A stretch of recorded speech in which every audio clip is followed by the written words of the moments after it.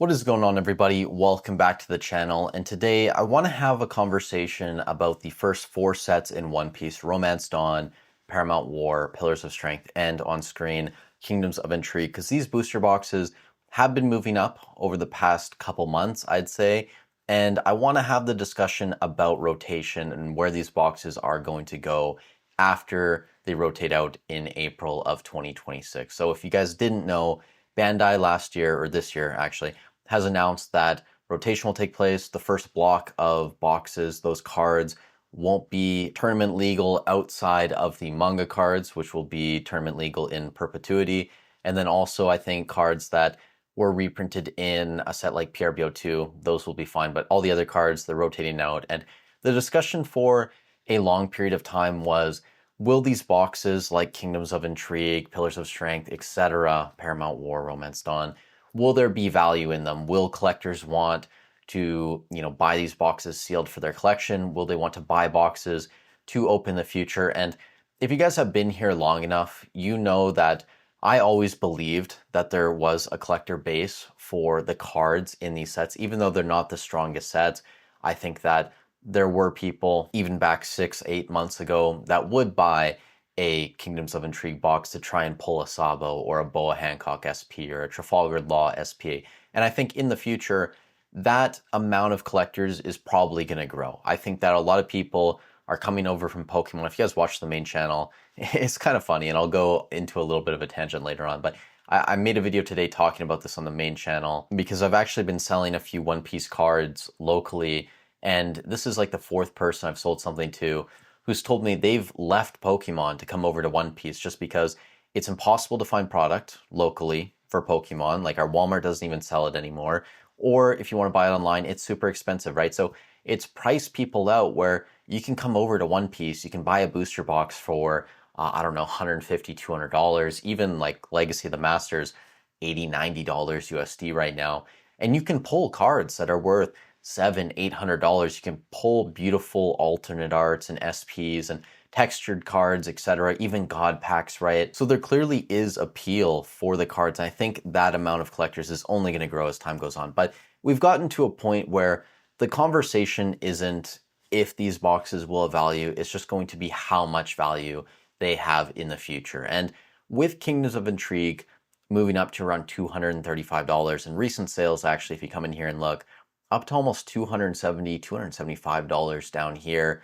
I think these boxes will eventually push, $400, $500. I don't know how long it's going to take to get there. It could be a year, it could be 6 months, it could be 3 years, 5 years, who really knows? But the point I'm trying to get at in this video is that you can't forget the thesis when it comes to investing in these products, right? We're not here to buy up all the product, to artificially inflate the price and sell our boxes. The point is, we buy a box, we buy a case, etc.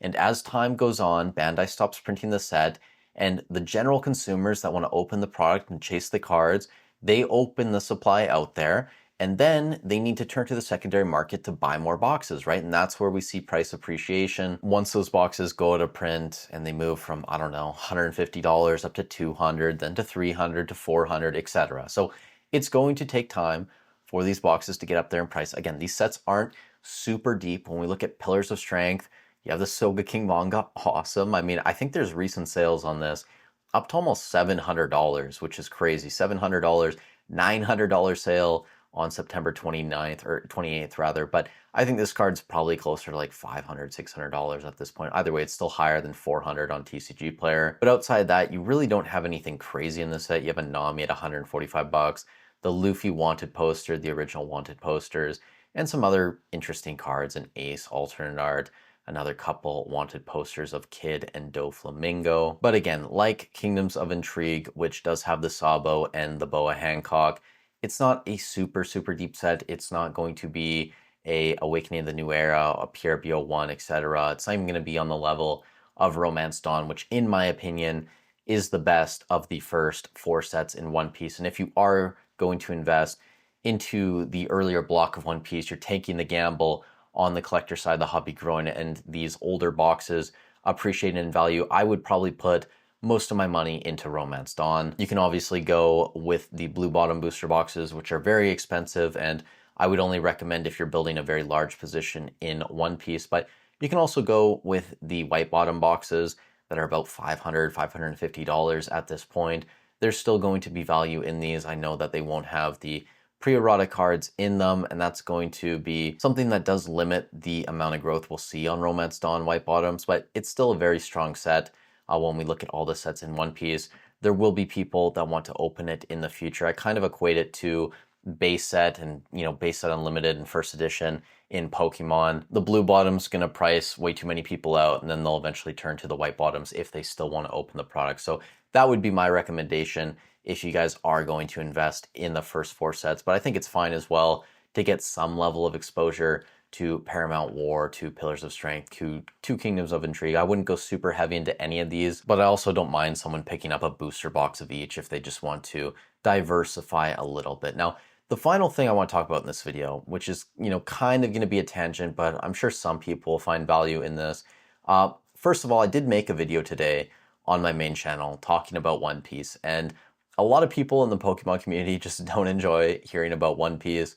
A lot of people just don't buy into it at this point, and I think it will be one of those things where a lot of people just never buy in, even if we do see the gains that I expect we will see on some of these products next year. Some people are just never going to want to invest into One Piece. But also on yesterday's video, where I talked about investing in One Piece, I got a couple interesting comments on the channel, and I haven't had comments like this in a very long time. So it's kind of interesting that they just showed up here and super upvoted. The first person, BleachEP14, if you don't crack packs, don't buy them. I did respond to this person saying, thanks for sharing your opinion. I'm still going to buy my boxes. Guys, there's nothing wrong with buying sealed product. I know that a lot of gatekeepers in this hobby, especially in the One Piece community, they really dislike that people buy products with the intent to resell them in the future, to invest in them. And I just want to reiterate, because the second comment I got down here, this not my name person said, dude, stop telling scalpers to join the One Piece community. I'm not promoting scalping, guys. I'm promoting investing in One Piece. Again, the thesis is you buy sealed product, you wait on it for an amount of years, it goes out of rotation, Bandai stops printing it, consumers continue to open it because they want to collect the cards inside, and eventually your sealed boxes are worth more because there's still demand for that sealed product and there's not as much sealed product out there. We're not here trying to buy up all the product, making it impossible for people to get access to product, and then artificially inflating the price. That's not what we're doing. And, a lot of people go into this discussion very disingenuous. They have ulterior motives, whether it's trying to gatekeep the hobby or trying to moral grandstand, whatever it is, right? People are always going to be upset. But the reality is, life is all about choices, and where you end up in life is largely going to depend on the choices you make every single day. So if someone buys a $500 Romance Dawn box, they open it, they pull, I don't know, $100 worth of cards out of it. Maybe they get lucky, they pull the Nami or something, $200, $250. They're still losing money, right? If you buy the same box, you wait a couple years, it's now worth $1,000 because there's less out there, and you decide to sell it, there's absolutely nothing wrong with that. 2 people made the choice to buy the box. They bought it, ethically. They're not stealing or anything. They're not, threatening someone with a knife, right? Like, you go out, you buy the box at market price. Whatever you do afterwards is your decision, okay? People telling other people what to do with their money and what to do with their property is insane to me. It's so bizarre that we have this many people on the internet that act this way. Actually, honestly, I probably shouldn't be surprised, just because there are a lot of mentally ill people on the internet in 2025. And I'm not saying that either of these people are mentally ill, but the point is that there are a lot of people that feel like they have to, push their opinion on everyone. I'm just here to talk about what I invest in, what I think is going to do well long term. I'm not telling people that play the TCG to not open their packs, or that, opening packs is for idiots. Like, if you open a box, you're losing all the value. Like, are you stupid or something? No, it's like, you do what you want with your money, be smart, set a budget, etc., and just move on with your life. Like, people get so invested in what other people do in their free time with their own money, their own property, etc. It just boggles my mind. So I just wanted to put that out there, because